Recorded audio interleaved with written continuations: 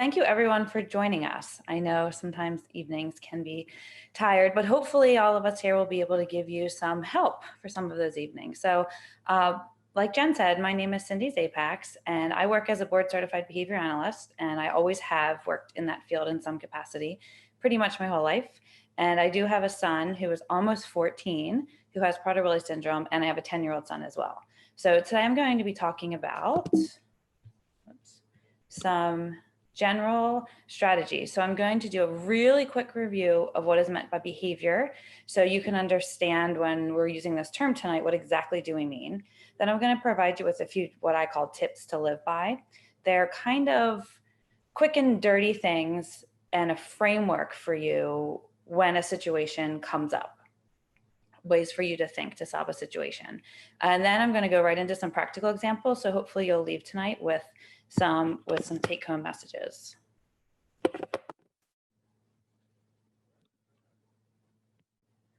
Okay, so what do we mean by behavior? So when we're talking about behavior, it's anything a person does that creates a change in the environment.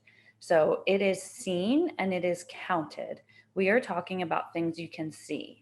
And the term behavior is neutral. So a lot of times when people hear behavior, my child's having a behavior, immediately we're thought of the negative things. We think about people who are kicking and throwing and biting and things like that. But actually, the term behavior is neutral, and the effect it has on the environment ends up being how the behavior is perceived. So throughout all these presentations, when we're talking about behavior, we're just talking about something a person does, what we can see and what we can count.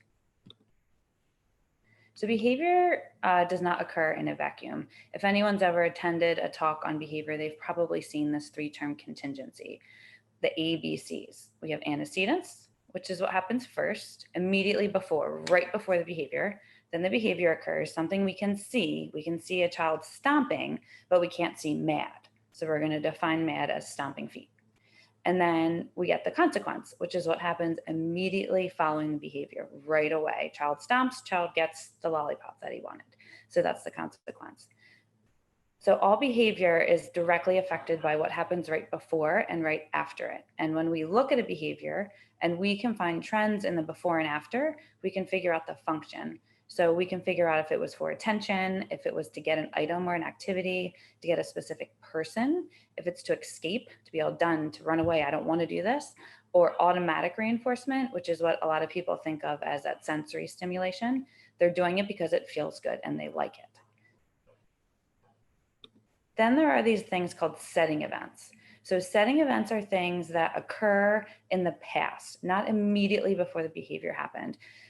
Things like hunger, fatigue, thirst, those sorts of things are going to affect the likelihood that a specific antecedent will then trigger the occurrence of a specific behavior. So setting events happen further in the future, or sorry, they happened way before the behavior occurred, not immediately before. So with people with Prader-Willi syndrome, the setting event part is so crucial. When we're talking about behavior, often, there's a clear antecedent, there's a reason that the child is engaging in the problem behavior. They don't like the math work. They don't want to do, the math that's given to them.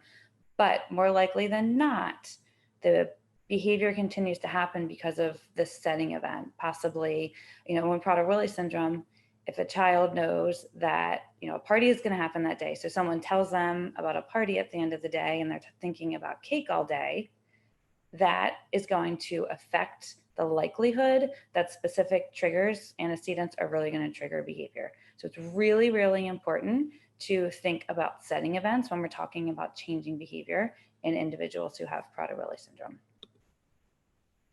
So first little thing you always want to do when you have a problem behavior that kind of came up out of nowhere, when you have a sudden behavior change. It's not, oh yeah, they've been doing this for weeks. The first thing you want to do is rule out medical causes. Now that's the rule of thumb for anybody, but when you're looking at Prader-Willi syndrome, this ends up being a very common setting event or internal trigger for problem behavior. So some of the antecedents for problem behavior can be overt things that we can see called public events, handing someone a math paper, we can see that. But other things that can cause problem behavior could be pain. So pain in your stomach, so being constipated, that can cause some pain, and then that can cause problem behavior. So these private events can affect behavior. We can't, as on the outside, always see them. And individuals with Prader-Willi syndrome or young children often can't tell you that that has anything to do with their behavior. And honestly, they often don't even know. They just don't feel right. So everything is harder for them. And it takes a lot of detective work.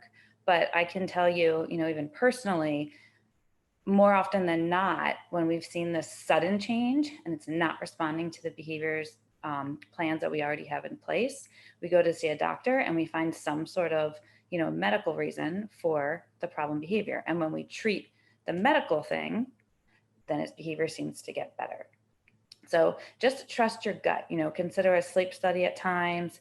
And, I'm not a doctor, but I do know that I've heard from a variety of people that just because, the doctor feels the belly and it feels soft and they say, no, he's not constipated.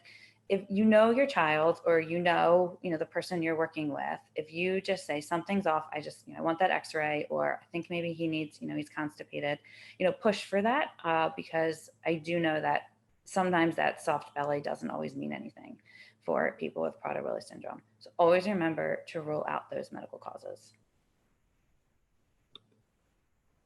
So here's a summary, a few little tips. I put them all on here for you. So number one, you want to start as early as possible. So prevention's key, right? It's a lot easier to create good habits than to fix bad ones. But it's also never late to create behavioral change. So if you're listening and you work with very young children, you have a young child yourself, don't wait for the problem behaviors to start occurring to do some of these strategies you're talking about, to create predictable routines, to put standard consequences in place. Start before it happens, because then when it does happen, it's going to be easier to handle. But it's never too late.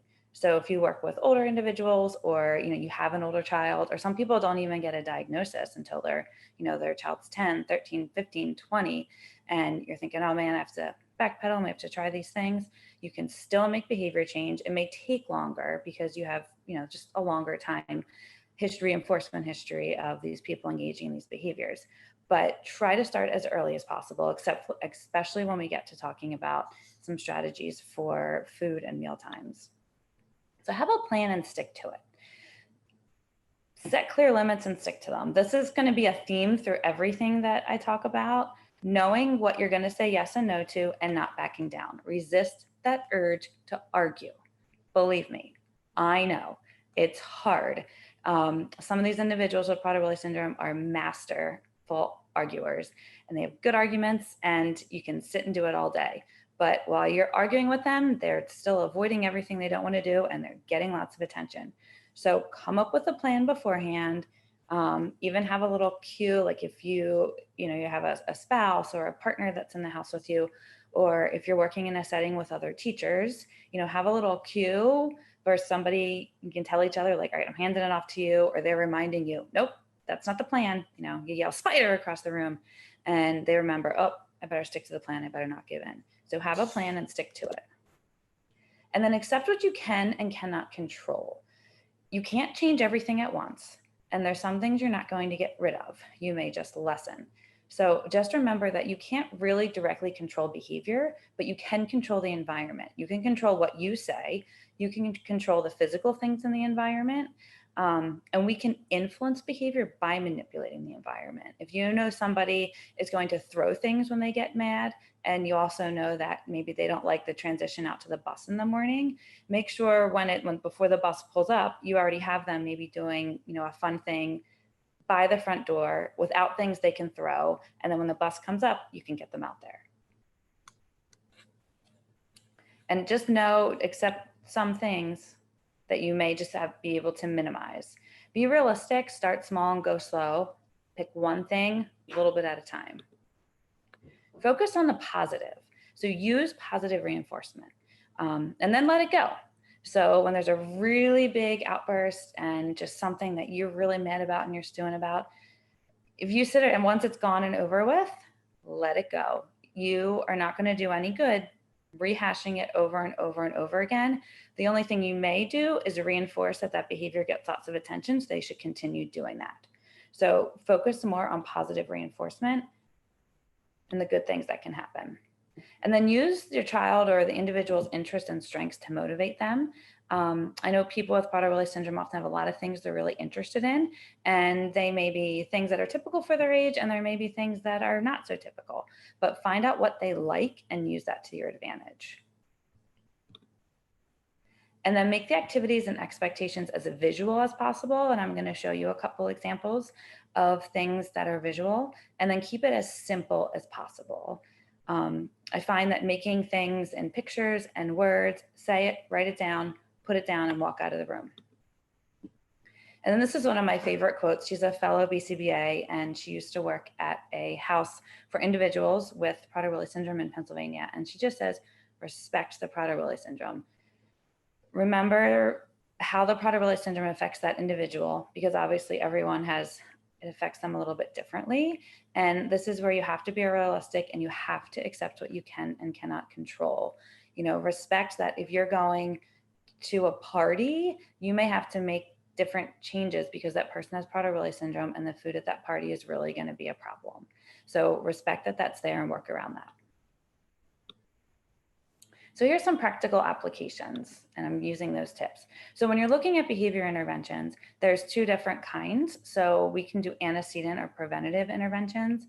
So these are implemented before, obviously they're preventative. So we do them so the problem behaviors don't occur, or so they happen less frequently or less severity. And this is really want to be your go-to for people with Prader-Willi syndrome. They tend to respond a lot better to preventative strategies than to the reactive strategies. So that happens once somebody engages in a problem behavior. Now, positive reinforcement is considered a consequence strategy because somebody does something and then we give them something good so they can keep doing that something. So positive reinforcement can be very successful, and when paired with some really good preventative or antecedent strategies, you can have a nice plan in place. But you do need to have a reactive plan in place. So like I said before, you want to have one ready to do, and consistency. Got to be consistent. Nothing's going to work if it changes every time. So one method that has been shown in research and works really well is called behavioral skills training. So in behavioral skills training, this is, it's research-based, and basically what you do is you give someone an instruction. So you explain what is going to happen, then you model how they should behave, then you practice it together, and then we give feedback in the moment. So I'm going to give an example of a real life example. So one that I know can be an issue at times is interrupting or just talking about inappropriate topics. So the instruction phase, and this is an actual example of something that I did with my son a couple years ago. So you tell before you go out, so you're always interrupting. So we're going to sit down and I'm going to instruct, and I'm going to say, people like talking to you. They like when you ask different questions. They like when you wait. They like if you wait and then we take turns and then we talk about a new topic. And then I added this visual just to show the flow of the conversation. So you start at number one, that's me, and I'm saying something, and it goes over to my friend, and look, their mouth is closed. And then number two, my friend is talking and my mouth is closed and I'm waiting, and you go back and forth. So there's a little visual to help explain that. So then we sat at the kitchen table and we just practiced. We kept the visual out. He was a beginning reader at the time, so I was able to put out a few short sentences that would kind of prompt him of what to say. But when he was younger, we kept a container of pictures in the car that we would hand him and say, he would pick a picture out, and that would give him a cue of what to talk about when we needed him to change topics. So him and I sat at the table and I pointed 1, 2, 3, 4, and we took turns talking back and forth. Or I modeled it. Then we sat at the table and rehearsed it, and we used those scripts. And I did it right before we went because we were going to the pool in the summer a lot. And then we went to the pool. So right before we went in, I talked to him about it, gave him a couple ideas of topics he could talk about. And then when he did engage in those topics, and he did actually use the topics that we had practiced, he was able to continue talking to the people, which is reinforcement for him. And that was some feedback that he was doing it right. And I gave him praise, when I talked to him, and he was able to continue talking to people. If he was interrupting a lot or talking about something that was inappropriate, would just say, okay, sorry, we got to go. And the interaction would end. Take a little break for a minute and go back and try it again. So if you understand how this works, this can be used for, any skill that you want. So repetitive questions. You can teach alternative statements. I have found that the repetitive question asking often is the only way that this person knows how to initiate. If I ask a question, people will answer me. So I'm just going to keep asking lots of questions. When actually they mean to say things, like, are we going to the movies? Are we going to the movies? And yes, we're going to the movies. I told you 32 times. So teach alternative statements like, I'm happy we're going to the movies. I like the movies. So they say, you teach a rule, ask one question and then make 3 statements, or you tell them you can ask it 2 times and you're done. After they ask it 2 times, then you go to prompting them. Are we going to the movies? Yes, we're going. Are we going to the movies? Oh, well, you could say, I'm happy we're going to the movies. And then they'll say, I'm happy. And you'll see over time that they should start using these phrases. You can use conversation starter cards and self-monitoring. So this was an example when quarantine started and the questions definitely increased. On the left was questions and on the right was statements. And each activity during the day, I would tally when he asked a statement, when he made a statement and when he'd ask a question. And then he couldn't move on to the next activity until he had more statements than questions. And it was really neat because we had to do a little bit of teaching about what is a question and what is a statement in the middle. And so that was pretty neat too. So confabulation, which is telling untrue stories. So here you can, again, teaching alternative statements, often they're filling in the blanks with things they wish could happen or want to happen. So teach them to say, I wish the fire truck came to the school and I could ride it, rather than I rode a fire truck while I was school, which isn't true. Teach the concept of story versus truth, not lying. Even using visuals, hold out one hand, this is story, one hand, this is truth. You're not going to get in trouble. I just need to keep you safe. So the idea that it's fine to tell stories, it's better to tell the truth, but either way, you need to own up to it. So I know that there's not going to be a consequence and I'm going to keep you safe. And then see if you can also use it to their strengths and help them write stories. You have such a good idea. I really like, all these ideas you have. Can you, can we write them down? Can we make stories? So here's some ideas for snack and mealtime. Oh, sorry. Okay, for snacks and meal times. So you want to start establishing a clear routine as early as possible. So for those of you with toddlers, with babies, I know what we did in our house. Now, I was lucky to have my first child is the one who has Prader-Willi syndrome, so I didn't have to figure out how an already established plan is going to change. And so, that's something, people need to decide, but we just basically decided, we identified physical areas where food was allowed. So food's allowed in the high chair and that's it.